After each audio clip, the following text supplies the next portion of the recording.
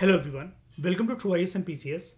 तो दोस्तों, हम लोगों ने प्रीवियस लेक्चर में ये पढ़ा था टॉपिक कि हम लोग पॉलिटिकल थ्योरी के अंदर क्या पढ़ते हैं। पॉलिटिकल थ्योरी के अंदर जो मेन इंग्रेडिएंट है वो किस बात को लेकर है। हमें पॉलिटिकल थिंकर्स हों, चाहे फिर वो वेस्टर्न थिंकर्स हों, चाहे फिर वो इंडियन थिंकर्स हों, उनके बेसिक आइडियल्स प्रिंसिपल देखने को मिलते हैं, जिसको हम लोग कंपाइल करते हैं एक देश की रूल बुक में, जिसको हम लोग कॉन्स्टिट्यूशन कहते हैं। ठीक है।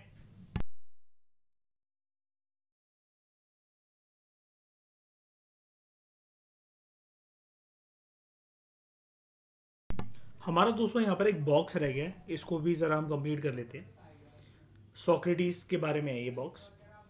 देखो, एंशियंट ग्रीस में क्या होता था इन the city of Athens.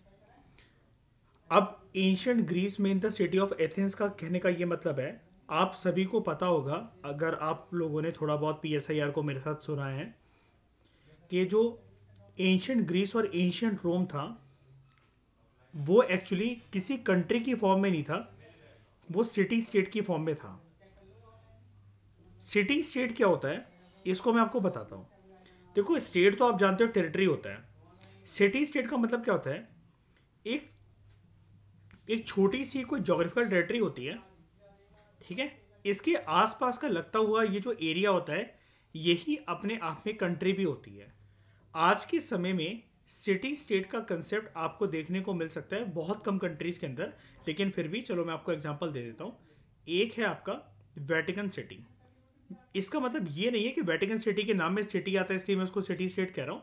Vatican city state का एक बेसिकली डेफिनेशन होता है, एक कंसेप्ट होता है। वो ये होता है, जैसा कि मैं आपको बताता रहता हूँ। देखो, शुरू शुरू में किसी भी एक जगह पर कुछ नंबर ऑफ लोग हैं, वो रहते हैं। मानव सभ्यता की शुरुआत कहीं ना कहीं से तो हुई होगी। मान लो कुछ एक लोग रह रहे हैं, बीच में एक जोग्राफिकल टेरिटरी आ गई। वो जोग्राफिकल टेरिटरी आ गई पहाड़ की फॉर्म में, एक पहाड़ आ गया। उसके बाद फिर से कुछ लोग रह रहे हैं। ठीक है। एक पर्टिकुलर जगह पर फिर से कुछ लोग रह रहे हैं, कुछ कम्युनिटीज रह रही हैं। ठीक है।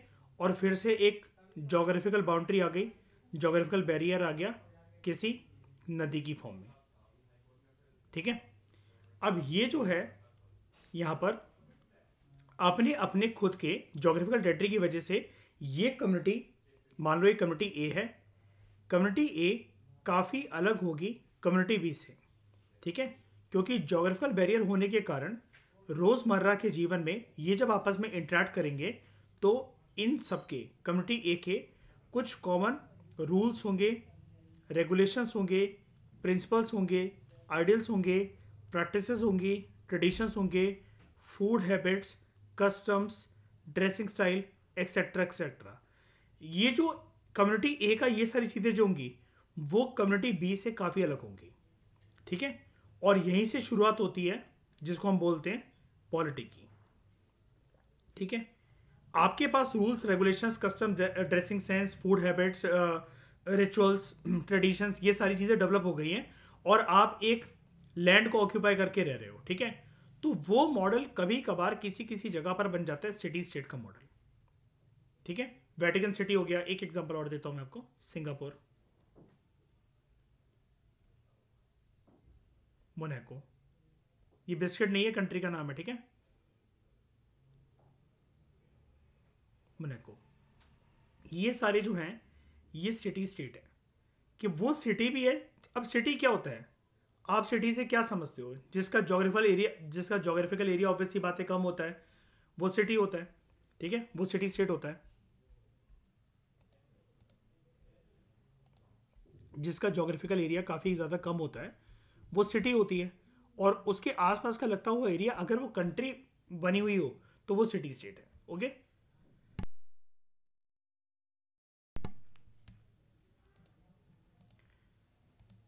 अब यहां पर क्या है, एंशियंट ग्रीस में in the city of Athens, Socrates जो था, Socrates was the wisest man. ठीक है। सबसे ज्ञानी व्यक्ति कहा जाता है सोक्रेटिस को। और सोक्रेटिस किसका गुरु था?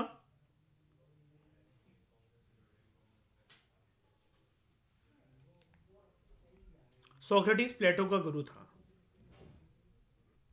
हाँ, सोक्रेटिस का गुरु, सोक्रेटिस गुरु है प्लेटो का। ठीक है। और प्लेटो गुरु है एरिस्टोटल का। फटाफट से मुझे बताओ, प्लेटो का ग्रेटेस्ट क्रिटिक कौन? एरिस्टोटल। और प्लेटो का ग्रेटेस्ट डिसाइपल कौन? एरिस्टोटल। ठीक है, मैंने बताया था ना इसकी ब्यूटी है कि इसके बारे में सबसे महान शिष्य भी था उसका, सबसे बड़ा क्रिटिक भी था प्लेटो का।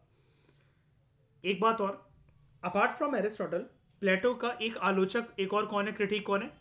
Karl Popper. कल नाम लिया था ना मैंने इसका, ठीक है, ये याद रखना। तो एंशिएंट ग्रीस में in the city of Athens, Socrates was described as the wisest man. He was known for questioning and challenging popular held beliefs about society, religion, politics. इस तरह की बिलीफ चैलेंज करने के कारण इसके साथ क्या हुआ था? He was condemned to death by the rulers of the ancient Greece. ये जो रूलर्स है, ये कौन सी फॉर्म ऑफ गवर्नमेंट यहाँ पर प्रैक्टिस करते थे इस टाइम पर? अब बता दो। डेमोक्रेसी। और सोक्रेटिस शुरू से डेमोक्रेसी को नापसंद इसलिए करता था क्योंकि वो ये मानता था कि नंबर ऑफ पीपल जब एक पर्टिकुलर एरिया में किसी चीज को चला रहे हैं, जिसको आम भाषा में हम लोग कहते हैं सरकार, पॉलिटी, रूल्स एंड रेगुलेशंस, उसकी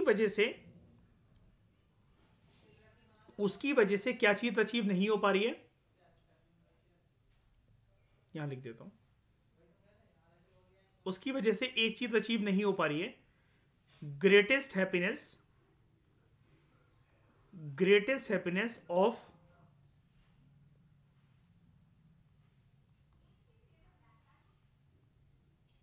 ग्रेटर मासेस। मतलब सबका भला होना चाहिए लेकिन वो हो नहीं पा रहा है, ठीक है। इसलिए सोक्रेटिस तो कभी ये वाली बात बोल नहीं पाया, लेकिन प्लेटो ने इसका सॉल्यूशन क्या दिया था कि डेमोक्रेटिक रूल ना होने की बजाय क्या होना चाहिए? किसका रूल होना चाहिए? कौन से किंग का?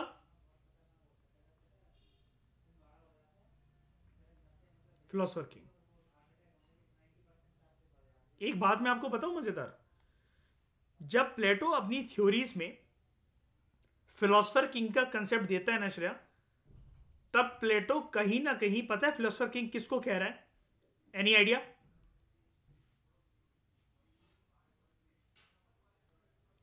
प्लेटो खुद को एक्चुअली नियुक्त करना चाह रहा है फिलोसोफर किंग। उस जमाने के अंदर क्या होता था, देखो, सोक्रेटिस को मौत की सजा दे दी गई थी, जहर देकर, लिटरली जहर देकर मार दिया गया था। मैंने जब ये टॉपिक कशिश और आशिमा को पढ़ाया था, उस टाइम पर मैं ना कुछ काइंड ऑफ ऐसे जैसे मीम्स होते हैं तो उसके थ्रू पढ़ाता था इन लोगों को मैं शुरू में 1920। तब जब मैंने इन लोगों को वो जब ये पढ़ाया था टॉपिक, तो वो इनको मैंने वो गाना दिखाया था, विकी कौशल नौरा फतेही का वो गाना नहीं है, मुझे छोड़ के जो तुम जाओगे बड़ा पछताओगे, वो जहर देकर मार देती है एंड में उसको, लिटरली वो बॉटल लाती है जो उसका बॉयफ्रेंड उसको पकड़ाता है। देखा है वो गाना किसी ने? वीडियो देखी उसकी? विकी कौशल नौरा फतेही का एक गाना है, मैं आपको ग्रुप पे सेंड करूंगा। तो उसके अंदर वो ये सीन है कि लिटरली ऐसी जहर की बोतल देकर सोक्रेटिस को बोला गया था कि इसको पियो, और सोक्रेटिस पी गया था। एक बात और, सोक्रेटिस चाहता तो वो मौत की सजा से बच सकता था, भाग सकता था, उसके पास ऑप्शन था, yes he was having option, लेकिन वो नहीं भागता है।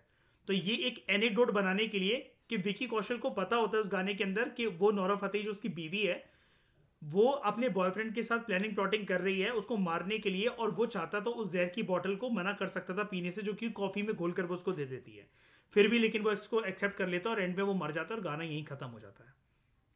तो वो एक कंपैरेटिव एनालिसिस बनाने के लिए मैंने वो चीज़ दिखाई थी ताकि कोई भूले ना उसको। मैं आपको भी एक प्रेजेंट कर दूंगा, अगर मेरे पास कशिश से पूछ लूँगा, मैं उसके पास पड़ा होता है ये सब मटेरियल मेरा, तो मैं आपको उससे लेकर दूंगा मैं, ठीक है। तो खैर छोड़ो, मैं आपको जो काम की बात बता रहा हूँ वो ये है कि सोक्रेटिस चाहते तो वो बच सकते थे, लेकिन वो नहीं बचे और उन्होंने मौत की सजा को एक्सेप्ट कर लिया। प्लेटो कहीं ना कहीं डेमोक्रेसी का आलोचक जरूर रहा है, लेकिन प्लेटो को एक चीज भली भांति तरीके से पता थी कि अगर डायरेक्ट क्रिटिसिज्म अगर मैं करने लगा डेमोक्रेसी का और डेमोक्रेटिक रूलर्स का, तो शाइनी जिस प्रकार से मेरे गुरु को, क्योंकि वो सामने आलोचना करते थे, खुलेआम आलोचना करते थे, क्रिटिसिज्म करते थे, तो अगर आर्यन अगर ऐसे अगर मैं करने लगा, प्लेटो ने खुद से सवाल करा, तो मुझे भी क्या कहते हैं मौत की सजा दे दी जाएगी, ठीक है। और मैं अपनी गुरु की लेगेसी को, यानी कि सोक्रेटिस की लेगेसी को मैं आगे कैरी फॉरवर्ड करना चाहता हूँ। मैं खुद अगर मर गया तो मैं उनका सबसे महान शिष्य रह चुका हूँ, वो खुद कहते थे, और मैं उनके आइडियाज को, उनके विचारों को आगे लेकर जाना चाहता हूँ। तो मयूर याद है, इसी के चलते वो स्कूल खोलता है जहां पर एरिस्टोटल आता है भर्ती होने, है ना, सोक्रेटिस के विचारों को आगे बढ़ाने की, तभी तो वो स्कूल खोलता है। प्लेटो एक्चुअली पता है श्रेया क्या था? प्लेटो का बैकग्राउंड अगर आप जानोगे तो अंडरटेकर की हाइट का बंदा था ये, 6.5 फुट का, ठीक है। और रेसलिंग कर चुका था, मयूर याद है, अखाड़े का पहलवान रह चुका था ये जिंदगी में। और इसका पूरा खानदान जो है वो पॉलिटिक्स में था, ठीक है। तो इसको शुरू से ही मतलब ये पॉलिटिकल आइडियाज और पॉलिटिकल फिलोसफीज, ये कुछ बहुत इसमें बहुत रुचि थी। बात से देखो पॉलिटिक्स की नहीं होती है, आप सोचते सोचते जीवन में जब कुछ अच्छी चीज करना चाहते हो, आप चाहते हो कि अगर आप कुछ राइट्स एंजॉय कर रहे हो तो वो सब लोग करें, या अगर आप उन राइट से वंचित हो तो आप उन राइट को चाह रहे हो, तो कहीं ना कहीं आप एक पॉलिटिक्स में कुछ कमी देख रहे हो और उसको चेंज करना चाह रहे हो। जब वो चेंज आप खुद से नहीं कर पाते हो तो ऑब्वियस ही बात है you want to participate in that, और यहीं से शुरुआत होती है राजनीति की, ठीक है। तो जैसा कि मैं आपको बता रहा हूं कि सोक्रेटिस चाहते तो मौत की सजा से बच सकते थे, तो फिलोसफर किंग का आइडिया जो है वो प्लेटो में क्यों कह रहा हूं कि खुद है, ये इनडायरेक्ट रेफरेंस है। क्योंकि श्रेया उस टाइम पर जमाना ऐसा था, आप लोग सब समझ सकते हो कि मयूर इसको डर था प्लेटो को कि मेरे को भी मारना मतलब जहर देकर मारना दिया जाए डेमोक्रेटिक रूलर्स के द्वारा।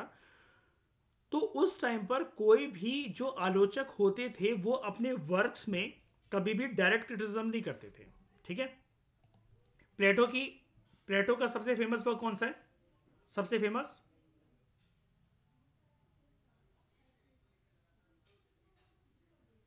द रिपब्लिक, ये उसकी बुक का नाम है, ठीक है। तो वो जो फिलोसफर किंग की जो आदतें बता रहे हैं, जो क्वालिटीज बता रहे हैं, वो कहीं ना कहीं ये चाह रहे हैं कि रूलर्स जो हैं उनके मन में मेरी छवि जो है वो बस जाए, छप जाए, और मैं बन जाऊं एंशियंट ग्रीस का, Athens as a city state का फिलोसफर किंग, ठीक है। अब आगे देखो, सोक्रेटिस का जो शिष्य था Plato, he wrote extensively about the life and ideas of Socrates in his book the Republic. The Republic के अलावा इसकी एक बुक और है,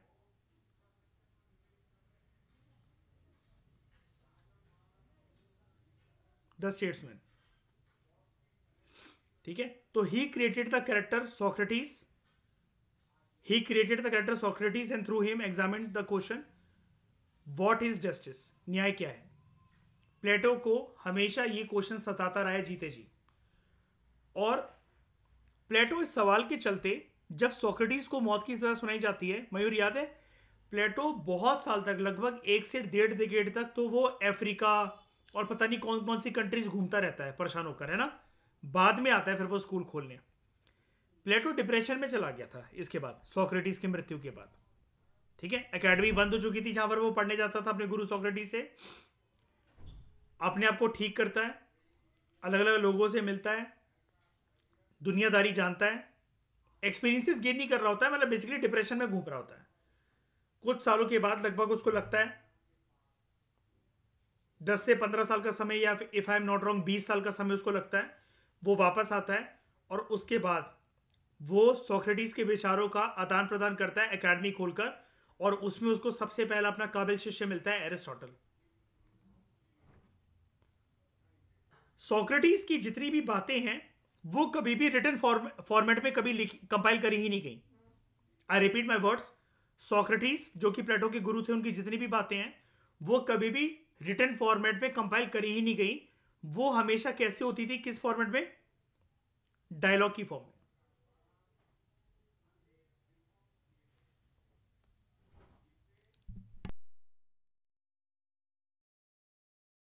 आप लोग मुझे एक बात बताओ, वेदास के बारे में तो जानते होगे, वेदास की रिटन कंपाइलेशन हुई है पहले दिन से?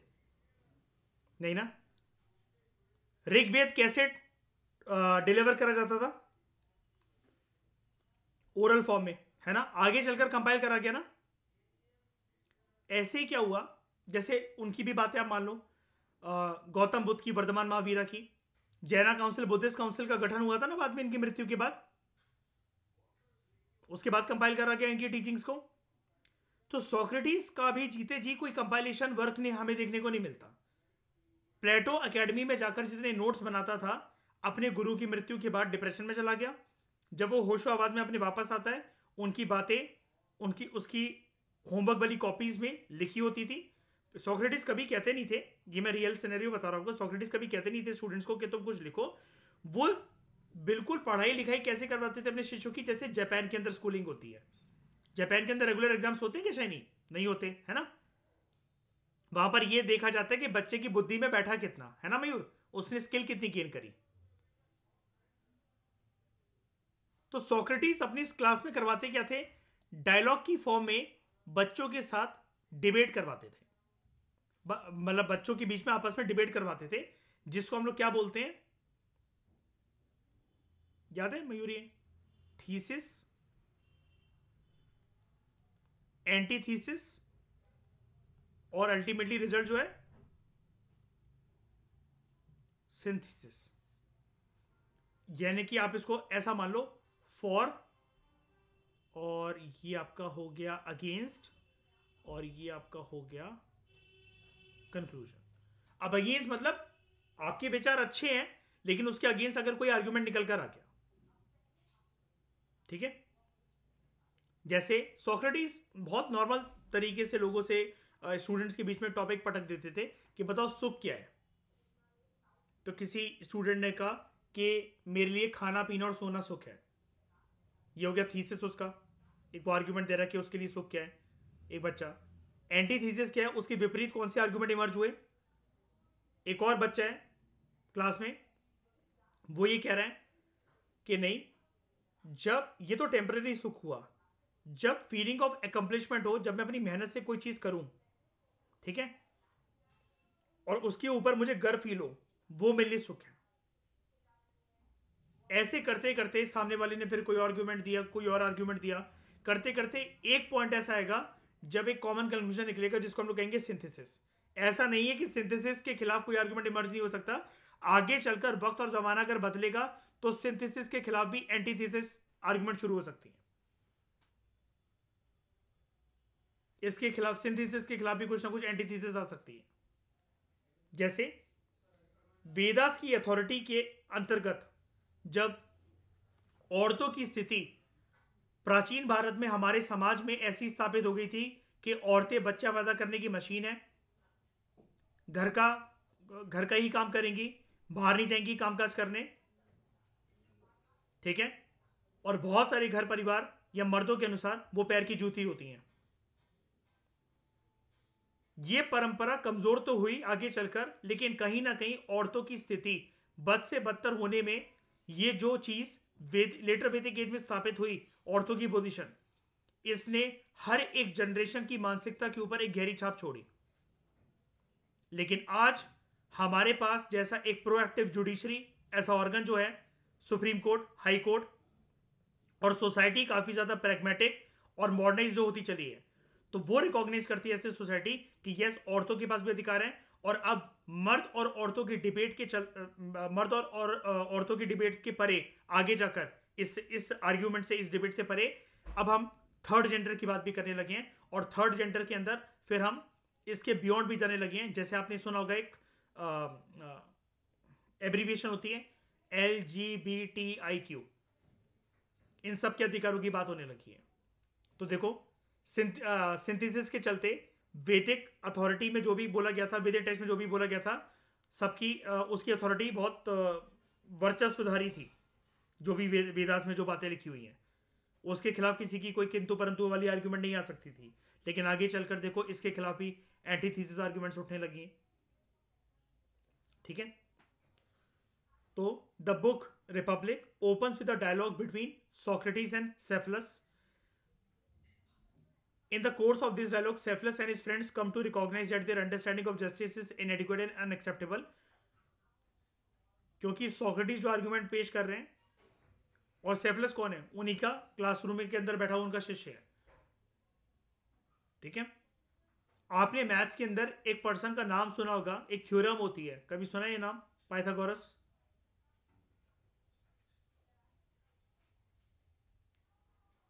Pythagoras theorem. ये इस उल्लू ने शायद से कुछ ऐसा कहा था, A square plus B square is equal to C square, I think यही होता है, मुझे नहीं पता।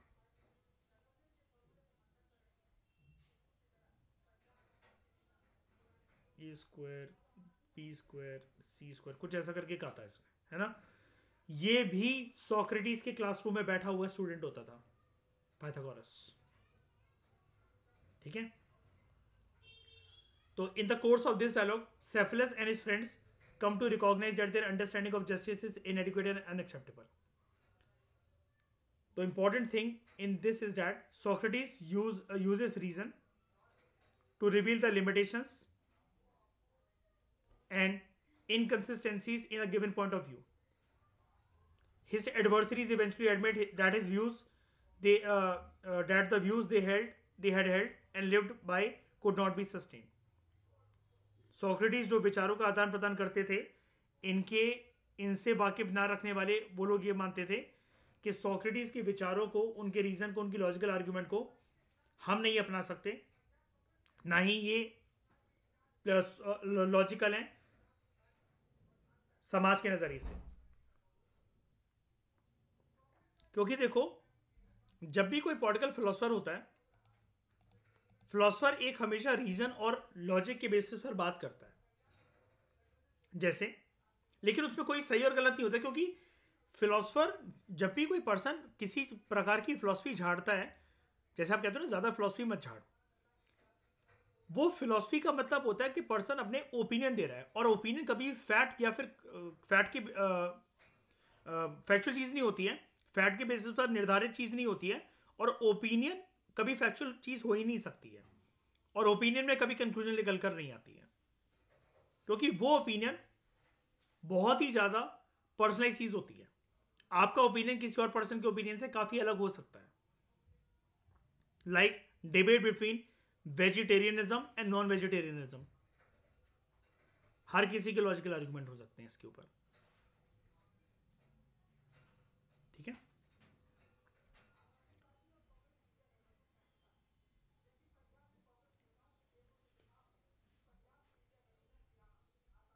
This is done. अब हम बात करते हैं putting political theory to practice. Writer आपसे कह रहा है इस टेक्स्ट बुक के अंदर, we confine ourselves to one aspect of political theory, that which deals with the origins, meanings and significance of political ideas, जिसके बारे में हम ऑलरेडी फैमिलियर हैं, जिसके बारे में हमारे आसपास बातें चलती रहती हैं, like freedom, equality, citizenship, justice, development, nationalism and secularism. ये सारे आइडियल्स हम लोग पढ़ेंगे इस बुक के अंदर अलग अलग टाइम पर, अलग अलग चैप्टर्स में। अब राइटर आपसे कह रहा है कि जब भी हम किसी टॉपिक के ऊपर डिबेट स्टार्ट करते हैं कि मान लो कि जस्टिस क्या है, सिटीजनशिप क्या है, सेकुलरिज्म क्या है, फ्रीडम क्या है, इक्वालिटी क्या है, तो सबसे पहले हमारा क्वेश्चन होता है कि इसका मतलब क्या है और इसकी महत्वता क्या है। हम इसके बारे में डिस्कस कर ही क्यों रहे हैं, how does it matter. Political theories जो है टाइम टू टाइम सोसाइटी में कुछ क्वेश्चंस पुट करते हुए आए हैं, लाइक फ्रीडम क्या होता है, इक्वालिटी क्या होती है, and they have provided diverse definitions.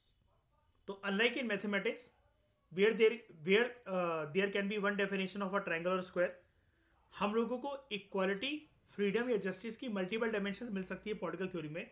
जैसा कि मैंने आपसे कहा, पॉलिटिकल थ्योरी को देने वाले, किसी भी थ्योरी को देने वाले, वो थ्योरिस्ट होते हैं।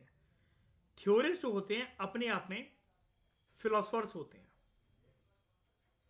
फिलोसफर्स या फिलोसफी या द सब्जेक्ट में आपका कोई भी जो पॉइंट होता है, मान लेते हैं उसके अंदर लॉजिक है, उसके अंदर रीजन है, उसके अंदर आर्ग्यूमेंट है, लेकिन एक चीज नहीं भूलनी चाहिए पर्सन को कि वो उसका ओपिनियन है।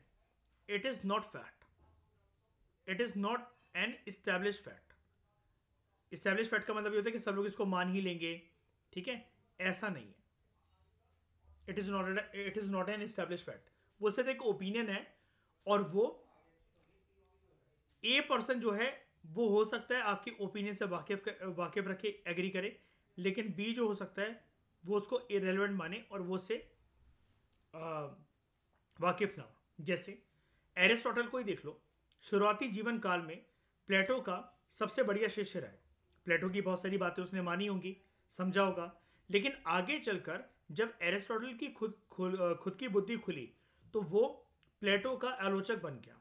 वो समझने लगा कि प्लेटो ने ये जो बातें कही हैं वो सोक्रेटिस के ज़माने के हिसाब से कही हैं, वो फिर बातें क्या कहते हैं वैलिड नहीं है आगे चलकर। जैसे आपको मैं इंडिया का एग्जांपल दे देता हूं। गांधी के विचार, गांधीज्म की आइडियोलॉजी, गांधीज्म का प्रिंसिपल कह लो आप इसे, या गांधीज्म की फिलॉसफी कह लो, ठीक है। अब इसके चलते सबसे ज्यादा बात किस बारे में होती है? पीस, नॉन वायलेंस, सत्याग्रह, ठीक है। अहिंसा, नॉन वायलेंस, पीस, सत्याग्रह, ये सारी चीजें।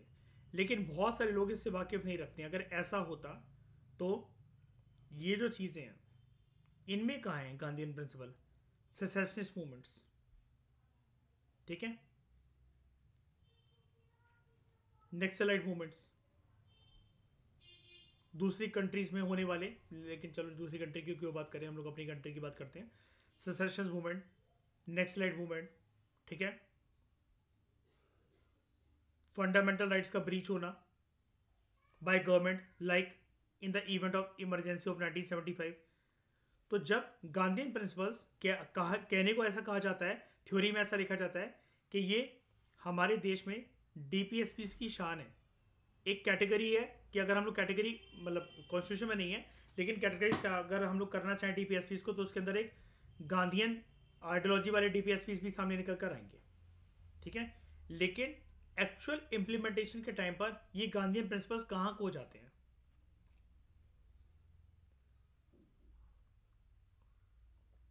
ओके। तो पॉलिटिकल थ्योरीज जो हैं जब ये सवाल करते हैं कि फ्रीडम क्या है, इक्वालिटी क्या है, ये अपनी डाइवर्स डेफिनेशन देते हैं। लेकिन इसकी इसके बहुत सारे मतलब हो सकते हैं, जरूरी नहीं कि इसके मतलब जो उन्होंने दिए हैं वही लॉजिकल हो। जैसे ये जो चीजें होती है ना, दो तरफा बातें या फिर किसी इंसान के द्वारा कुछ बोलना और आज उसका इंप्लीमेंटेशन ना हो पाना, इसको हम लोग कहते हैं डायलेमा। मैं आपको ये चीज जीएस पेपर 4 में कवर करवाऊंगा बहुत अच्छे से। एथिक्स की जो केस स्टडीज होती है उसके अंदर बड़ी सारे डायलेमास आपको फेस करने को मिलते हैं। लाइक गांधी के विचारों का आदान प्रदान एक ब्यूरोक्रेट के नेचर में दिखना चाहिए, एटीट्यूड में दिखना चाहिए। जैसे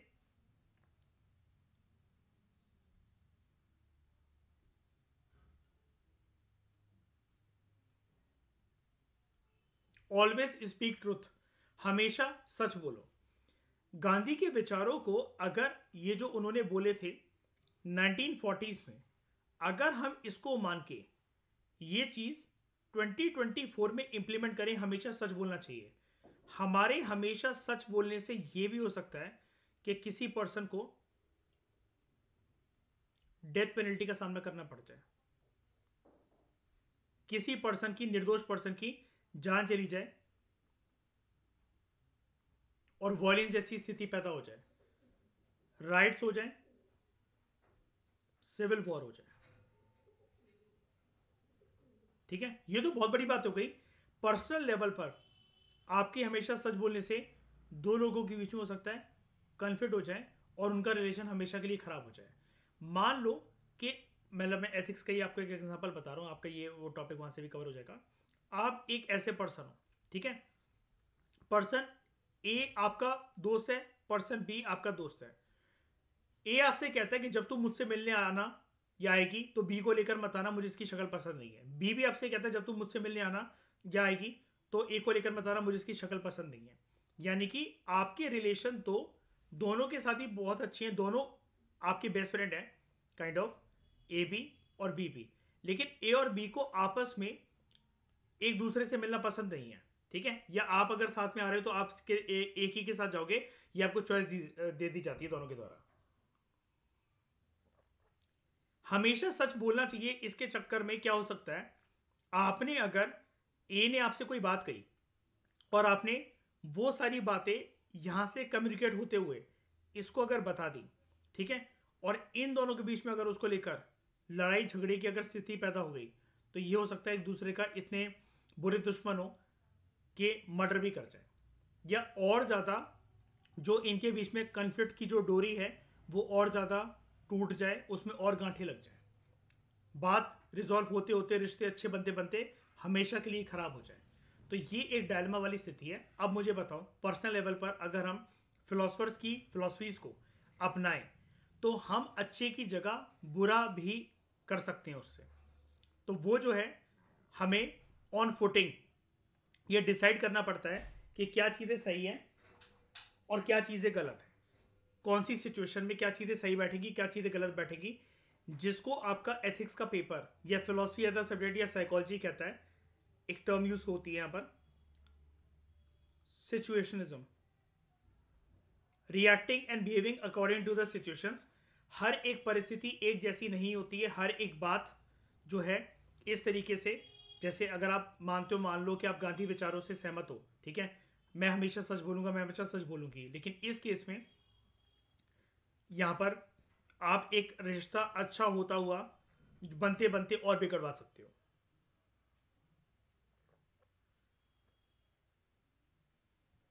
ओके, मेरी बात समझ में आ रही है? मैंने क्या फिलोसफिकल बातें कर रहा हूं मैं, ये बताओ, किसी को कोई दिक्कत?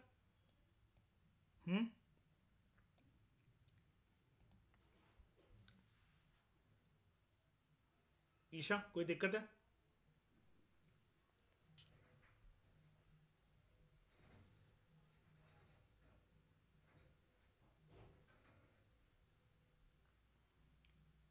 अब ऐसा क्यों होता है कि एक पर्टिकुलर फिलोसफी के अलग अलग मीनिंग होते हैं अलग अलग कंटेक्स्ट में? This is because terms like equality, it concern our relationship with other human beings rather than with things, जैसे कि मैंने अभी आपको बताया। अब ये जो इक्वालिटी की जो बात है, जैसे ये टर्म है इक्वालिटी, ये हमारा रिश्ता जो है वो इंसानों के साथ दिखाता है, ना कि चीज़ों के साथ, ठीक है। हमारा रिश्ता क्या मतलब, इक्वालिटी मतलब ये है कि एक इंसान और दूसरे इंसान के बीच में कितनी समानताएं हैं। अब वो चीज़ों को लेकर नहीं है। आप कभी भी अपने आप को पेड़ से कंपेयर नहीं करने वाले, चींटी से कंपेयर नहीं करने वाले, हाथी या शेर से कंपेयर नहीं करने वाले। आप अपने आप को, अपने शरीर को किसी गाड़ी से कंपेयर नहीं करने वाले, लेकिन आप हमेशा अपने अधिकारों को एक तराजू में ज़रूर तौलोगे, अपने पैसे को, अपने स्टैंडर्ड ऑफ लिविंग को ज़रूर तौलोगे, ठीक है, एज कंपेयर टू किसी और पर्सन के पास अगर वो सारी चीज़ें हैं तो, ठीक है। तो human beings unlike things, they have opinions on issues like equality, and many opinions need to be understood and harmonized. तो ये काम करा कैसे जाता है? जैसे यहां पर देखो, राइटर आपसे कह रहा है, you may have notice that people often jump the queue in shops और डॉक्टर्स वेटिंग रूम्स और government office. Sometime those who do so are told to get back in the line and we feel glad, कि किसी ने तो आवाज उठाई, किसी ने तो टोका, ठीक है, कि आप लाइन में आइए। Sometimes they get ad and we feel cheated. We resent this because we all want equal opportunity to get the food and services for which we are paying, और जिसके लिए हम वेट कर रहे हैं बड़ी देर से लाइन में लगकर। तो when we reflect on our experience, we understand that equality means equal opportunity for all. कि जैसे अगर हम लाइन में खड़े हो, आप कभी भी ना, जो आपके आगे लाइन में खड़ा हुआ है ना, उसको कितना भी टाइम लग जाए काउंटर पे, तो आप उससे नहीं चढ़ोगे, ठीक है, लेकिन पीछे से जो एकदम से लाइन में चला हुआ है, तब आप उससे भी चढ़ते हो, ठीक है। तो ये आपको बता रहे कि रोजमर्रा के जीवन में भी हमारे साथ बहुत सारी ऐसी चीजें होती हैं, भले ही आप पॉलिटिक्स से कंसर्न नहीं हो, आपने कभी लक्ष्मीकांत नहीं पढ़ी, आप कभी यूपीएससी की तैयारी नहीं कर रहे हो, पॉलिटिकल साइंस का सब्जेक्ट आपके पास नहीं रह चुका हो, आपको पॉलिटिकल थ्योरी के बारे में घंटा कुछ नहीं पता, लेकिन फिर भी आप चाहते ना अनचाहते हुए इक्वल अपॉर्चुनिटी फॉर ऑल के प्रिंसिपल को आप डेली लाइफ में प्रैक्टिस करते हो, और आप ये चाहते हो कि सब लोग प्रैक्टिस करें, ठीक है। फिर जो आगे लाइन में लगा होगा ना, और कोई पर्सन बीच में से तोड़कर उसको पीछे धक्का मारेगा, तो भले ही जो है आप उस पर्सन से वाकिफ ना रखते हो, जान पहचान ना हो, लेकिन फिर भी आप उसके लिए आवाज उठाओगे कि ये लगे हुए हैं 4 लोग आगे लाइन में, पीछे चल, पीछे जा और फिर आना आगे, ठीक है। तो मतलब आप उनके अधिकारों के लिए भी लड़ रहे हो, आप उनकी, जबकि आप जानते भी नहीं हो, ठीक है ना, आपका कुछ लेना देना भी नहीं है, लेकिन फिर भी इक्वल अपॉर्चुनिटी फॉर ऑल जो है, इसका प्रिंसिपल रियल लाइफ में हम लोग प्रैक्टिस करते हैं और ये चाहते हैं कि जो ये हमारे साथ भी और दूसरों को भी मिले. At the same time, if there are separate counters for old and disabled, we understand that such special treatment may be justified. तो हम लोग यहां पर इस सिचुएशन के अंदर भी रिलैक्स हैं. ठीक है, जैसे मतलब मान लो एग्जांपल दे रहा हूं, आप किसी मॉल में गए और वहां पर काउंटर पर जो पर्सन बिल की पर्ची काट रहा है वो आपसे बोल रहा है कि वो डेफ है, वो सुन नहीं सकता, ये डम्ब है, बोल नहीं सकता. तो उस केस में क्या है, यहां पर आप ना उससे इरिटेट नहीं होगे, आपकी एक सिंपैथी होगी या फिर आप उसके साथ एटलीस्ट कोऑपरेट करोगे, आप उसके लिए कोऑपरेट करोगे. आप कितना भी लेट हो रहे हो ना, अगर आपको कोई धक्का मुक्की करके बस में चढ़ गया, वो चढ़ गया, तो आपकी लड़ाई हो सकती है वहां पर. लेकिन अगर वहीं पर कोई एक डिसेबल्ड पर्सन है तो आप भले दूसरी बस का वेट कर लोगे, लेकिन आप उसकी मदद करने का सोचोगे या एटलीस्ट देखोगे कि भले आप हाथ आगे नहीं बढ़ा रहे हो मदद करने के लिए, लेकिन देख रहे हो कि पहले अगर लोग इनको सेटल कर रहे हैं, मुझे भले 5 मिनट एक्स्ट्रा वेट करना पड़े पीछे लाइन में लगकर, कोई बात नहीं, पहले इनको बैठ जान दो, फिर हम बैठ जाएंगे. यानी कि अब यहां पर पॉलिटिकल साइंस पढ़ने की, लक्ष्मीकांत पढ़ने की, पॉलिटिकल थ्योरी को जानने की, अखबार पढ़ने की, राजनीति में पार्टिसिपेट करने की, इलेक्शन में वोट करने की, इन सब की तो जरूरत है नहीं. यहां पर राइटर आपको यह बताना चाह रहा है, पॉलिटिकल थ्योरी के अंदर जितने भी प्रिंसिपल्स हैं, इंसान चाहे एग्री करें वो एक्टिव पार्टिसिपेंट्स हैं राजनीति के, चाहे नहीं है, लेकिन राजनीतिक प्रिंसिपल्स मतलब जिनसे राजनीति बनी होती है. अब ये राजनीति में आपको पहले ही बता चुका हूं, ये कोई इलेक्शन लड़ना, चुनाव के अंदर खड़े होना, नारेबाजी करना, इलेक्शन मैनिफेस्टो, इसके बारे में नहीं है. पॉलिटिक्स इन द सेंस कि जहां पर सबके अधिकारों की बात होती है, आपके प्रतिनिधि होते हैं, वो आगे अपने राइट्स को परस्यू करते हैं, आपके बिहाफ पर आपके राइट्स को परस्यू करवाते हैं आपके लिए, और अगर आपको उनका काम पसंद आता है तो आप दोबारा उनको 5 साल के लिए सत्ता में ले आते हो, नहीं आता है तो आप उनको रिप्लेस कर देते हो. ठीक है, तो बेसिकली यहां पर क्या है कि पॉलिटिकल थ्योरी के प्रिंसिपल्स को हर एक पर्सन रियल लाइफ में भी एक्सरसाइज करता है, चाहते ना अनचाहते हुए. ठीक है, तो फिर जो है वो पर्सन अलग अलग प्रिंसिपल्स को अपने लिए भी चाहता है और दूसरों के लिए भी इंप्लीमेंट करना चाहता है. तो आप जो आवाज उठाते हो इन अधिकारों से, अगर आप वंचित हो जाओ तो वो आप अपने लिए भी उठाते हो और दूसरों के लिए भी उठाते हो. ठीक है, but we also notice every day that many poor people can not go to the shop और to doctor because they have no money to pay. ठीक है, for goods and services. Some of these people could be day labourers, मतलब day labourers का मतलब होता है दिहाड़ी पर काम करने वाले मजदूर. ठीक है, जो कि पत्थर तोड़ रहे हैं. ठीक है, या फिर ईंट की भट्टियों में जाकर ये जो ईंट है उनको ढो रहे हैं लंबे लंबे समय के लिए, उनको शाम तक होते होते सूरज ढलते ढलते अपनी दिहाड़ी मिल जाती है, डेली की कमाई मिल जाती है. अगर हम लोग सेंसिटिव हैं तो हम लोग ये सोचेंगे that it is not fair in the society some members can not even have their basic needs satisfied. इसलिए कहा जाता है कि पैसा जब भी कमाया जाता है या अपने लिए एक बेसिक स्टैंडर्ड ऑफ लिविंग वाली लाइफ जो सिक्योर करी जाती है, वो हमेशा आप अपने दिमाग का इस्तेमाल करके कर सकते हो, पसीना बहाकर नहीं कर सकते हो. इसका एक जेन्युइन एग्जांपल ले लो.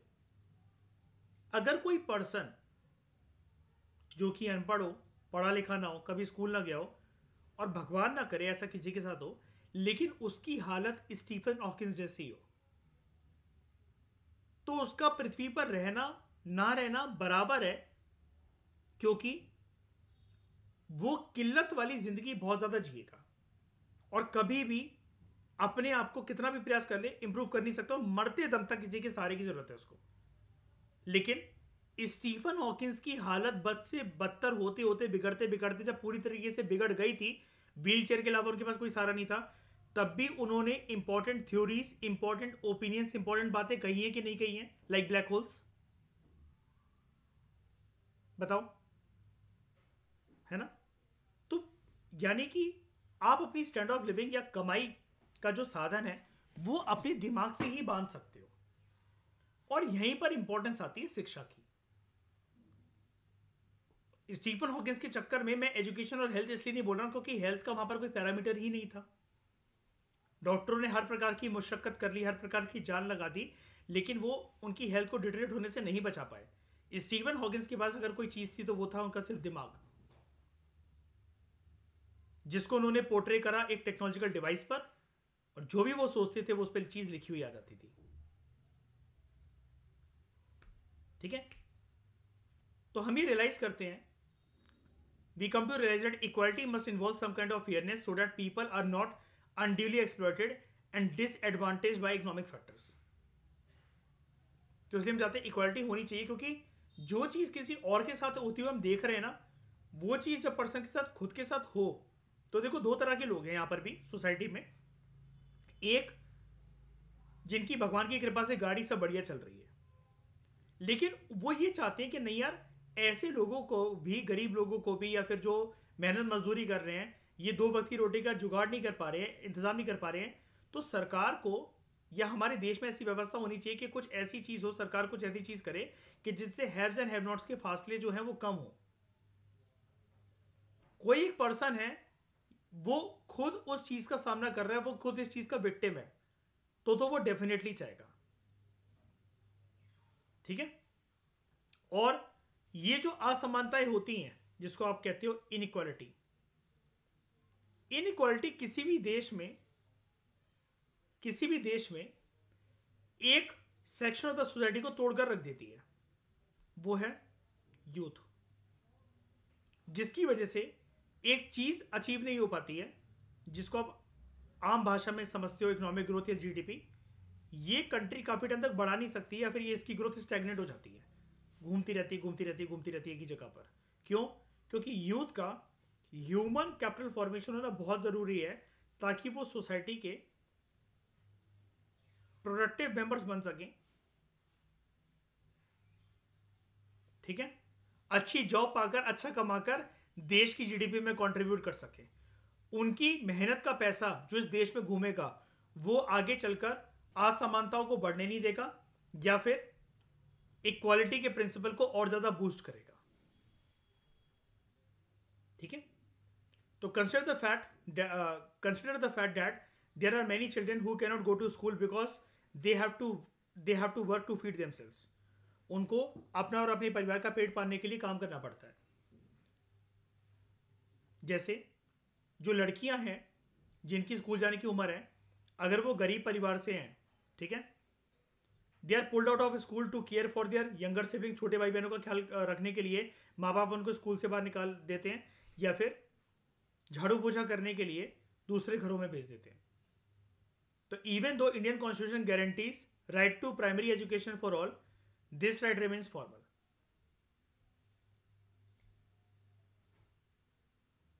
Again, we may feel that the government should do more for such children and their parents so that they are unable to go to school.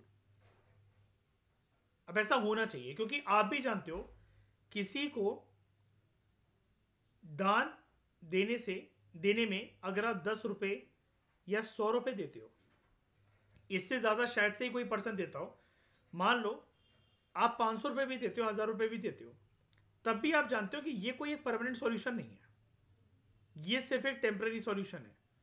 वो आज रोटी खा लेगा या आज रोटी खा लेगी जिसको आपने भीख दी है, अगले दिन से उसकी वही हालत शुरू। ठीक है, तो thus we may see that our idea of equality is quite complex.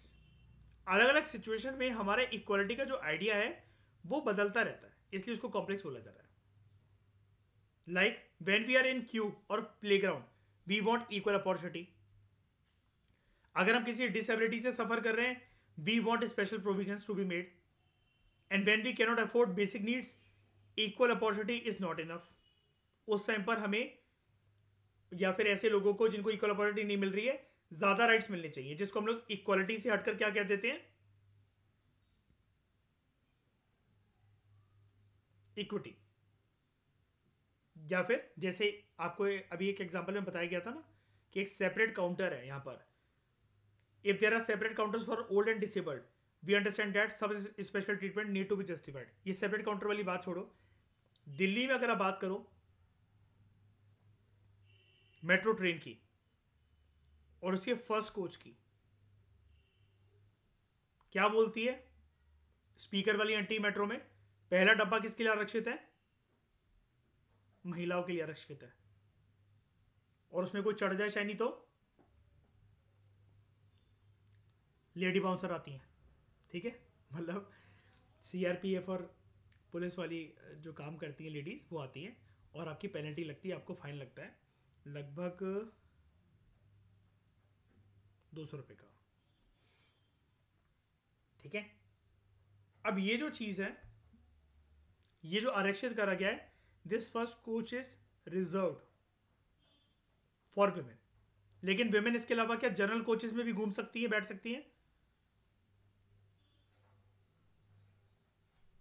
अब ये इनके अधिकारों को बूस्ट करने के लिए करा गया है। अब आप कहोगे इक्वालिटी तो नहीं है, बिल्कुल मानते इक्वालिटी नहीं है, लेकिन यहां पर इक्वालिटी होनी भी क्यों चाहिए? क्या मेल और फीमेल इनका स्टेटस इक्वल है क्या सोसाइटी में हर जगह पर? नहीं ना। तो फीमेल के लिए स्पेशल राइट्स होने चाहिए अगर हम असमानता को मिटाएं तो बिल्कुल होने चाहिए। जब हम किसी को, जैसे मान लो कि ये एक है हमारे पास,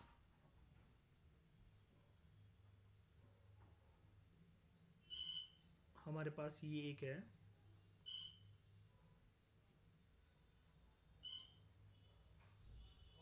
यहां पर एक हमारे पास ये तराजू है, ठीक है? अब यहां पर हम इसका इक्वल वजन ना रखकर यहां पर हम ऐसा कर रहे हैं कि 70% वजन यहां रखा हुआ है हमने, 30% यहां रखा हुआ है। तो ये वाली चीज हम करेंगे क्यों? ये वाली चीज हम क्यों करेंगे? ये वाली चीज हम तब करेंगे जब इक्वालिटी ऑफ अपॉर्चुनिटी मीनिंगलेस लगने लगे। क्योंकि जो ये गैप है, अगर हम इक्वालिटी देते रहेंगे मेल और फीमेल को, तो ये गैप तो हमेशा, जो फासला तो है ही ना, मर्द और औरत के अधिकारों में फासला तो है ही, गैप तो है ही, तो वो गैप बरकरार रहेगा। अगर हम अमीर और गरीब के लिए उतना ही करते रहेंगे जितना चल रहा है, तो वो फासला हमेशा बरकरार रहेगा। जिसके पास अधिकार कम है, हमें उनको ज्यादा अधिकार देकर ऊपर जल्दी से अपलिफ्ट करना है, ताकि वो जो फासला है वो कम हो जाए, जिसको हम कहते हैं कि वो गैप है वो ब्रिज हो जाए। तो यहां पर 70% अधिकार, मान लो कि हमने मेट्रो की बात कर लो कि वो हमने विमेन को दे रखे हैं किसी भी फील्ड में, मेट्रो कोचेस में सीट रिजर्व्ड है, कहीं पर भी जो भी है, और 30% मेल के पास है। तो ये आप कहोगे ये तो डिस्क्रिमिनेशन है। डिस्क्रिमिनेशन है, जी हाँ बिल्कुल डिस्क्रिमिनेशन है ये। लेकिन इसको पॉलिटिकल थ्योरी कहती है। कैसे डिस्क्रिमिनेशन है ये बहुत इंपॉर्टेंट वर्ड है, याद रखना। आगे चलकर हम इसके ऊपर एक डेडिकेटेड चैप्टर पढ़ेंगे। इसको हम लोग कहते हैं पॉजिटिव डिस्क्रिमिनेशन। और यहीं से फिर आपके दो टॉपिक में आपके स्टार्ट कराऊंगा, आगे चलकर चैप्टर्स में आएगा। आप जानोगे पहली बार कि लिबर्टी भी, फ्रीडम भी दो तरह की होती है, negative liberty and positive liberty, जिसके कंसेप्ट दिए थे जॉन स्टुअर्ट मिल ने, जीएस मिल ने और टीएस ग्रीन ने। पॉजिटिव डिस्क्रिमिनेशन, आप फिलहाल नेगेटिव लिबर्टी पॉजिटिव लिबर्टी को भूल जाओ। पॉजिटिव डिस्क्रिमिनेशन, यहां पर डिस्क्रिमिनेशन हो रहा है किसके किसके खिलाफ हो रहा है? डिस्क्रिमिनेशन मर्दों के खिलाफ हो रहा है, लेकिन इट इज पॉजिटिव किसके लिए? फीमेल्स के लिए। वरना वो फासला हमेशा रहेगा, वो फासला कभी नहीं मिटने वाला अधिकारों का।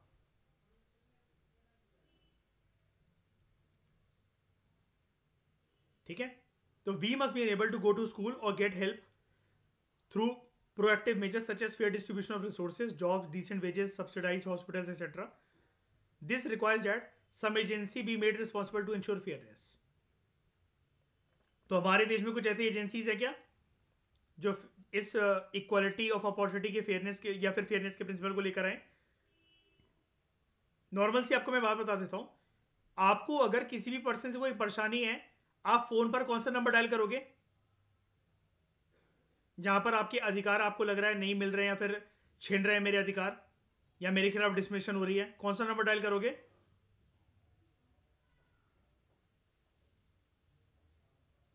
ठीक है? लेकिन अगर एक महिला इस चीज को हाईलाइट करना चाहती है कि बीइंग अ लेडी मेरे खिलाफ किसी प्रकार का अन्याय हो रहा है, तो उसके लिए एक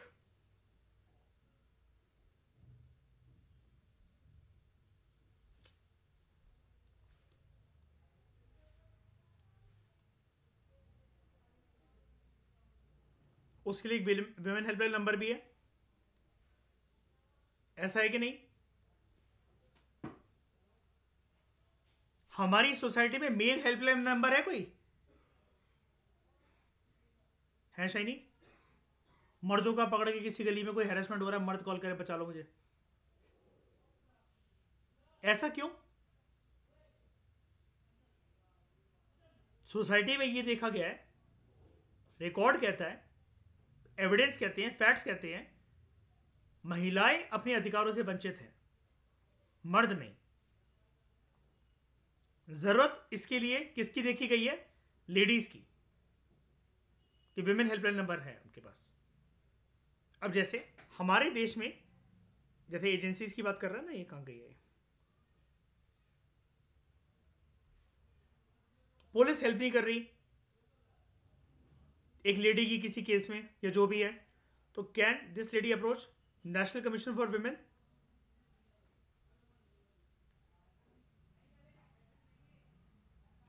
लेकिन हमारे देश में कोई नेशनल कमीशन फॉर मेन है?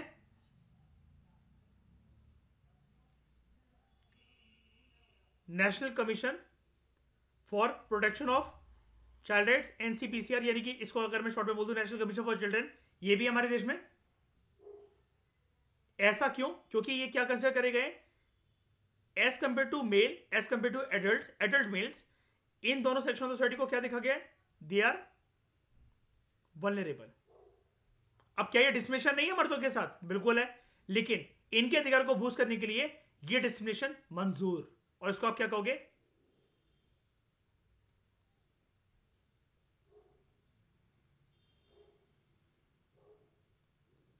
Positive discrimination. क्या इसका दूसरा नाम मुझे कोई बता सकता है? एक नाम और होता है इसका, एनीवन? इसका नाम होता है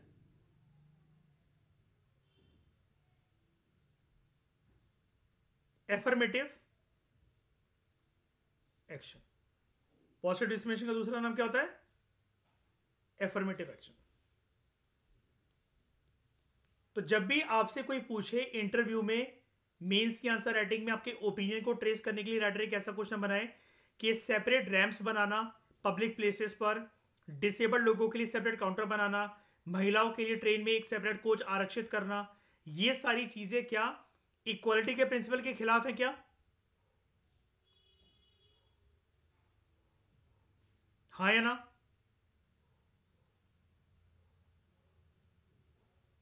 on the face of it it appears that वो इक्वालिटी के प्रिंसिपल के खिलाफ हैं, लेकिन समाज में अगर इक्वालिटी हम लोग देना शुरू करेंगे, और जहां पर various section of the society की, like vulnerable section of the society की जो कंडीशन है, जो अभी चली आ रही है, और यहां से हमने इक्वालिटी देना शुरू करी, तो वो कंडीशन उनकी हमेशा वैसी ही रहेगी। हमें उस कंडीशन को चेंज करने के लिए, उस गैप को ब्रिज करने के लिए, उस फासले को मिटाने के लिए what we need is equity. और ये किस किस फॉर्म में हो सकती है? पॉजिटिव डिस्क्रिमिनेशन की फॉर्म में। ठीक है, जिसको आप लोग आज आप दूसरा नाम क्या जान गए जिसके लिए? Affirmative action. कोई दिक्कत? ठीक है। So the reason we have many different definitions is because meaning of equality is dependent on the context. ठीक, मुझे एक बात बताओ, कुछ लोग इक्वालिटी को ये कहेंगे कि बिल्कुल सेम इक्वालिटी होनी चाहिए, मर्दों के लिए भी डब्बा आरक्षित होना चाहिए, लेकिन ये इक्वालिटी होगी क्या? बताओ।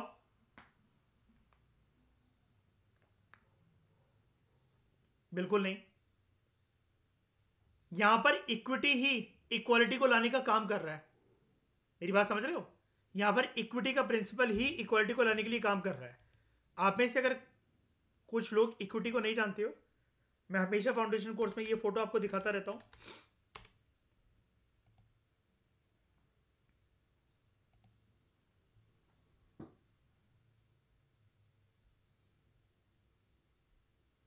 यहां पर चलो हमने लेफ्ट वाले इमेज के अंदर देखो, यहां पर चलो हमने दे दी इक्वालिटी, क्या हो गया उस इक्वालिटी से? जिसको ज्यादा जरूरत थी वो कहने के लिए उसके लिए इक्वालिटी है, लेकिन अपने अधिकारों को तो एंजॉय नहीं कर पा रहा। सामने वाले को बिल्कुल सही तरीके से इक्वालिटी फिट हो गई यहां पर, लेकिन यहां पर इक्वालिटी के प्रिंसिपल के तहत जिसको जरूरत थी भी नहीं, उसके बाद भी रिसोर्सेज चले गए, तो उस केस में कभी कभार इक्वालिटी जो है वो आपके अधिकारों को मारने का काम भी कर सकती है। इक्वालिटी कहने के लिए समानता जो समानताओं का जो अधिकार है वो समानता प्रोड्यूस करेगी, लेकिन उसकी वजह से आप खुद देख लो, इक्वालिटी ने ऑटोमेटिकली यहां पर इनइक्वालिटी ला दी कि नहीं ला दी। यहां पर आपको लगेगा इक्वल रिसोर्सेज बढ़ रखे हैं, लेकिन इनइक्वालिटी किसके अंदर ला दी, असमानता किसके अंदर ला दी, नीड के लिए, जिसको ज्यादा नीड थी उसको नहीं मिला। तो यहां पर प्रिंसिपल काम करता है इक्विटी का, कि जिसके पास रिसोर्सेज की भरपूर मात्रा है उससे रिसोर्सेज छीन लो। अब ये कैसे एग्जांपल अगर मैं दूं, ये पर्सन बहुत पैसा कमाता है, इसको किसी प्रकार की कोई लेवरेज नहीं देनी चाहिए, इससे पैसा छीन लो, टैक्स ले लो बहुत सारा, ठीक है। ये पर्सन ठीक है, ऑन एन एवरेज टैक्स भी बढ़ता है, पैसा भी कमाता है, इसकी लाइफ चंगी चल रही है, मस्त चल रही है, ठीक है। लेकिन ये जो पर्सन है इसको अपने जीवन में बेसिक नेसेसिटीज ऑफ लाइफ को अपलिफ्ट करने के लिए रिसोर्सेज की आवश्यकता थी, तो वो रिसोर्सेज तो लिमिटेड ही होते हैं। अब वो रिसोर्सेज इससे छीनकर इसको दे दिए गए, तो एटलीस्ट ये भी अपने अधिकारों को एंजॉय कर पा रहा है। अब इस केस में ये पर्सन ब्लेम नहीं लगा सकता, मेरी गलती थोड़ी ना वो बोना है, मेरी गलती थोड़ी ना वो छोटा है, मेरी गलती थोड़ी ना है कि उसके पास स्टूल नहीं है, खुद घर से जाके ले आए, मेरे अधिकारों को क्यों छीना जा रहा है।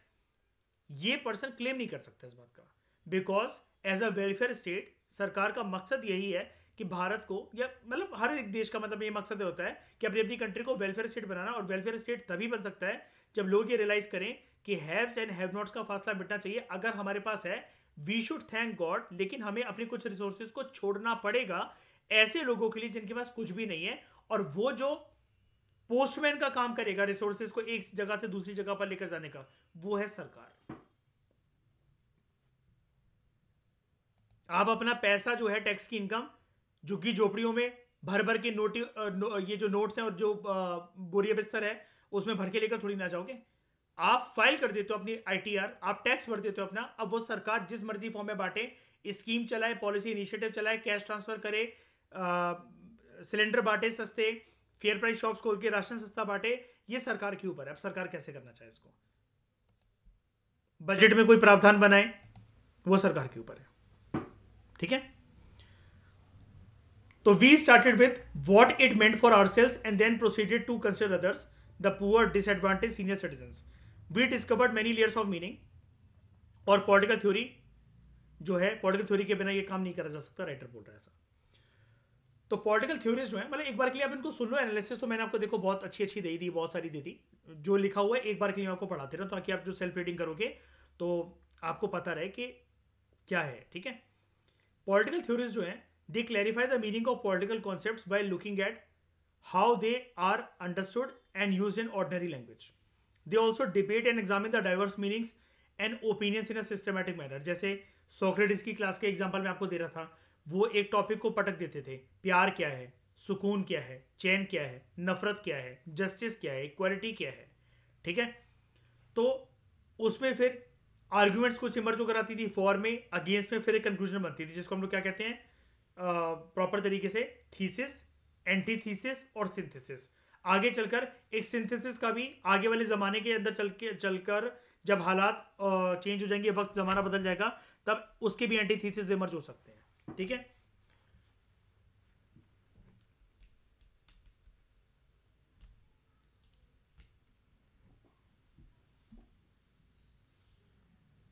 तो यहां पर they also debate and examine diverse meanings and opinions in a systematic manner. When is equality of opportunity enough, मतलब इक्वालिटी ऑफ अपॉर्चुनिटी कब पर्याप्त हो जाती है। When do people need special treatment, लोगों को कब स्पेशल ट्रीटमेंट की आवश्यकता पड़ती है, लाइक स्पेशल रैंप्स बनाना, फर्स्ट कोच रिजर्व करना महिलाओं के लिए। How far and how long should such special treatment be given, कब तक ये दिया जाएगा। जैसे आप जानते हो SC, ST और OBC के लिए रिजर्वेशन है, ठीक है। ये रिजर्वेशन की प्रक्रिया हमारे देश में बोली गई थी कि 10 साल तक चलेगी जब कॉन्स्टिट्यूशन कमेंस होगा, लेकिन हर बार उसको नेक्स्ट 10 ईयर से बढ़ाया गया है थ्रू कॉन्स्टिट्यूशनल अमेंडमेंट एक्ट।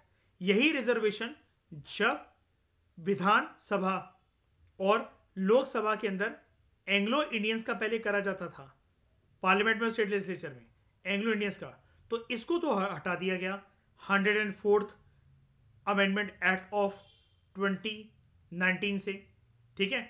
लेकिन वहीं पर जो ये रिजर्वेशन एक्सटेंड करने की बात है SC SC और OBC के लिए, इसको तो बढ़ा दिया गया कि 2030 तक ये रिजर्वेशन वैलिड रहेगा। लेकिन ये रिजर्वेशन जो है, हम सब जानते हैं, ये एक असमानता क्रिएट करता है, ठीक है, बाकी लोगों के लिए। जनरल लोगों ने, अगर किसी परिवार में कोई लोग पैदा हुए हैं तो उसके लिए क्या कहते हैं, बात ये है ना कि उनकी गलती थोड़ी ना है, यहाँ पर उनकी क्या गलती है कि वो जनरल उसमें पैदा हुए हैं, तो उनको क्यों नहीं मिलता एग्जाम में बैठकर स्पेशल ट्रीटमेंट या फिर वो करके। अब आप ऐसा भी नहीं कह सकते कि पास्ट में SC ST के लिए ST SC के साथ डिस्क्रिमिनेशन हुआ है, वो हुआ है। तो आज के सवाल ये है ना फिर कि आज के समय में हर एक जनरल क्लास का जो पर्सन है, अगर वो एक अच्छी जॉब सीख करना चाहता है या कुछ भी करना चाहता है, तो क्या सबके परिवार का बैकग्राउंड ऐसा रहे कि सब लोग अरबपति खरबपति रहे हैं क्या, सब लोग चैन की रोटियां खा रहे हैं क्या? सभी जो, अगर कास्ट के ऊपर भी अगर हम लोग आ जाएं, सभी ब्राह्मण और क्षत्रिय कास्ट के जो लोग हैं वो बहुत अच्छी लाइफ एंजॉय कर रहे हैं क्या? सबके घरों के बाहर 6-6 गाड़ी घोड़े सब खड़े हुए हैं क्या? गार्ड्स खड़े हुए हैं क्या? ऐसा नहीं है।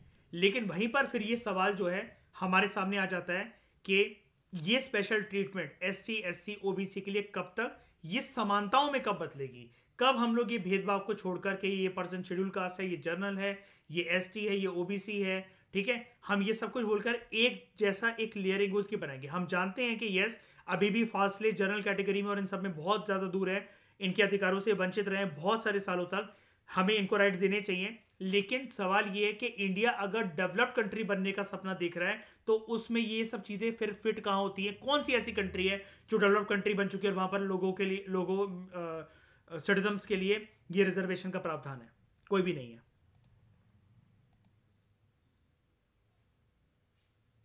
EWS रिजर्वेशन मिलता है मतलब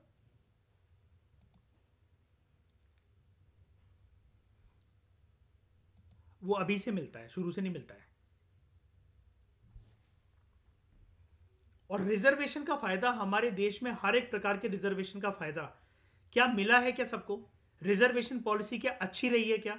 ये भी क्वेश्चन है पॉलिटिकल थ्योरिस्ट का, कि ये असमानता अभी तक तो मिटा ही नहीं पाए। अगर ST SC के लिए रिजर्वेशन है तो जब ये सेंसस होता है, अलग अलग तरह के जो सर्वेस कंडक्ट हुए हैं, उसमें ये देखा गया कि ST SC की पॉपुलेशन की जो उसके अंदर जो सुधार आना चाहिए, उनको जो इकोनॉमिक अधिकार मिलने चाहिए, तो वो उनसे अभी तक वंचित क्यों है? जबकि सबके पास रिजर्वेशन है, तो वो उसको एंजॉय क्यों नहीं कर पा रहे हैं? तो यहां पर हमारा देश फेल हो जाता है कि उसके ऊपर कभी उनका बेसिक लेवल से काम ही नहीं करा गया ह्यूमन कैपिटल फॉर्मेशन के लिए। स्कूल, कॉलेजेस, यूनिवर्सिटीज में तो एक ST SC OBC सोसाइटी का जो मेंबर है, कम्युनिटी का जो मेंबर है, वो तब तो अपने अधिकार को क्लेम करेगा ना, पहले बचपन से उसको पढ़ाई लिखाई तो मिले, उसका स्वास्थ्य तो अच्छा रहे। वो काम स्टेट फेल कर गया देने में, तो उनके जो अधिकार, जो बना बनाया फ्यूचर का उनका सेटअप था इन टर्म्स ऑफ रिजर्वेशन, इतना % आरक्षण मिलेगा उनको पढ़ाई में, UPSC में, कॉलेजेस में, वो उन अधिकारों से वंचित रह गए। और यहां पर एक साइकोलॉजिकल फैक्टर भी होता है, जब आप किसी को इन सारे अधिकारों से वंचित करके रख देते हो ना, जैसे पढ़ाई की बात कर लो, बेसिक लेवल से आपने किसी की पढ़ाई करवाई नहीं, तो पर्सन के साथ यही होता है कि उसका मन जो है, मानसिकता किसी अन्य कामों में लगेगी, और वो अन्य काम गलत काम भी हो सकते हैं। तो जब आगे चलकर उसको अगर प्रावधान मिले भी ना, तब भी वो इतना अच्छा उसके ऊपर कंट्रीब्यूट नहीं कर पाएगा। और बहुत सारे लोग जिस रास्ते के अंदर जीवन की कठिनाई और वो छुपी होती हैं, और उसके चलते उस पे चलना, उसको चलने को उनको बोला जाए तो वो हार मान जाते हैं।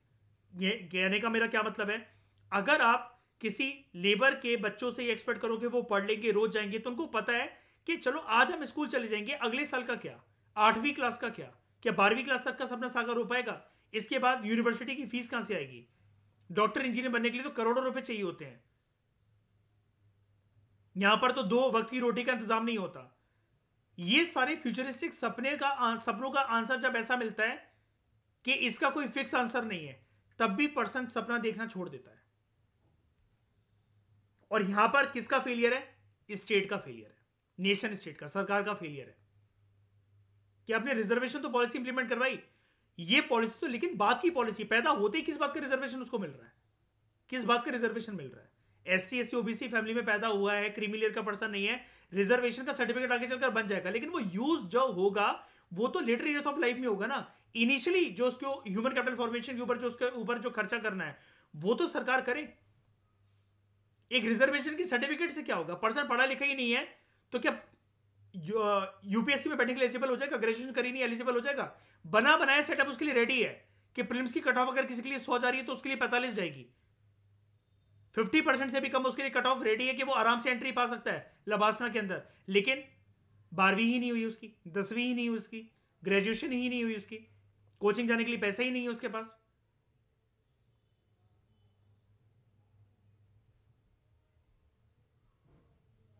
और जो लोग जेन्युइनली फिर कर सकते तो उनके पास फिर क्या है? लिमिटेड सीटें, कुछ सीटों में से फिर आरक्षित सीटें, और जो चीजें फिर बाकी बचती नहीं है। तो इस रिजर्वेशन पॉलिसी के अच्छे से इंप्लीमेंट ना होने के कारण जनरल कैटेगरी भी मार खा रही है, और जिनके लिए रिजर्वेशन सर्टिफिकेट्स रेडीमेड पड़े हुए हैं वो लोग भी मार खा रहे हैं। तो should poor children be given mid day meals to encourage them to stay in school?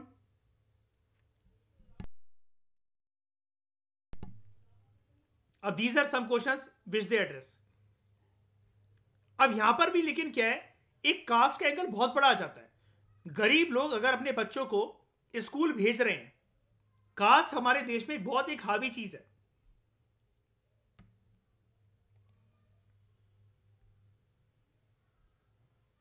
Kunal, जब मैं अभी ग्वालियर आया था, मैंने एक गांव के लोगों को एड्रेस करा था, याद है?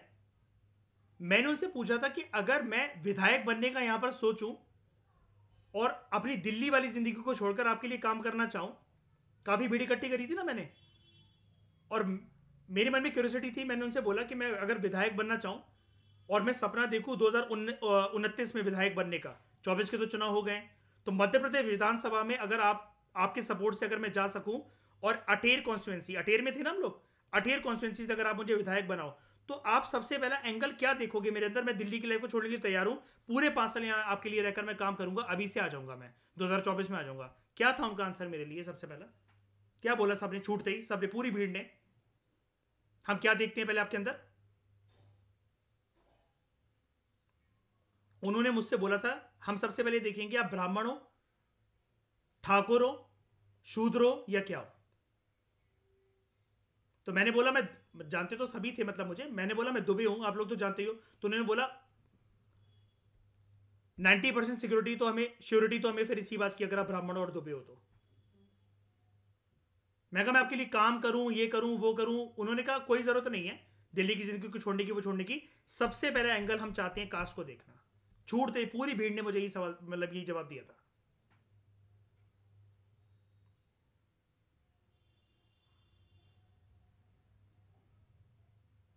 तो these are some of the questions which they address. ठीक है, हाँ मैं आपको एक चीज बता रहा था, जैसे कास्ट का एंगल बता रहा था, मैं बोलते बोलते भूल गया।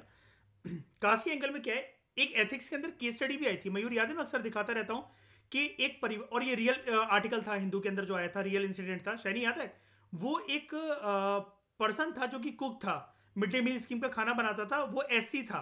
तो पेरेंट्स ने मना कर दिया था कि हम इसके हाथों का खाना नहीं खिलवाएंगे अपने बच्चों को, और यूपीएससी ने इसके ऊपर केस स्टडी पूछी थी, है ना? अब यहां पर भी कास्ट का एंगल आ जाता है। अब मुझे एक बात बताओ, मिड डे मील स्कीम चल रहा है, सब बढ़िया चल रहा है, बच्चों को खाना मिल रहा है, न्यूट्रिशन मिल रहा है, लेकिन कास्ट का एंगल कैसे हावी होकर बच्चे सफर करेंगे, या फिर वो कुक जो है वो सफर करेगा? साफ सुथरी तरीके से बनाया जा रहा है, वो बनाया जा रहा है, सारी चीजें ठीक है, लेकिन कास्ट का एंगल, यानी कि जिस जगह पर मैं जनता को एड्रेस कर रहा था, आप में से हो सकता है कि मैं कुछ भी नहीं, लेकिन आपका नेचर मेरे से भी बढ़िया हो लोगों के लिए काम करने का, आप दिल से और अच्छे से काम करना चाहते हो जितना मैं सोच भी नहीं सकता उनके लिए काम करने का। लेकिन अगर आप में से कोई एससी एसटी है ना, और मैं, मेरे मन के अंदर अगर हरामखोरी भी छुपी हुई है, मैं लोगों का भले की जगह कांड करना चाह रहा हूं, लेकिन वहां पर जैसे लोगों ने मुझे बोला कि आप दुबे हो, आप ब्राह्मण हो, हम आपको यही सोचकर वोट दे देंगे, बाकी सारी चीजें छोड़ो, बाकी सारी चीजें सेकेंडरी हैं, और आप ये बोलो कि मेरे काम के ऊपर यकीन करो, कास्ट पे क्यों जाते हो, तो आप वहां पर भी फेल हो जाओगे।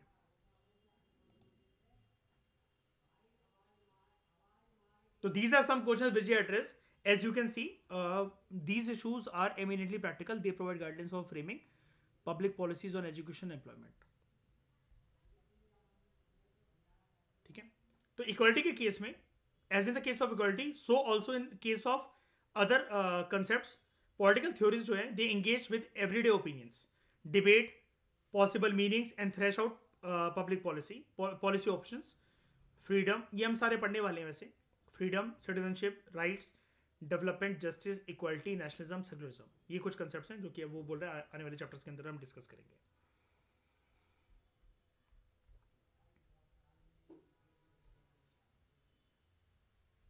ठीक है, तो इस डिस्कशन में दोस्तों फिलहाल इतना ही।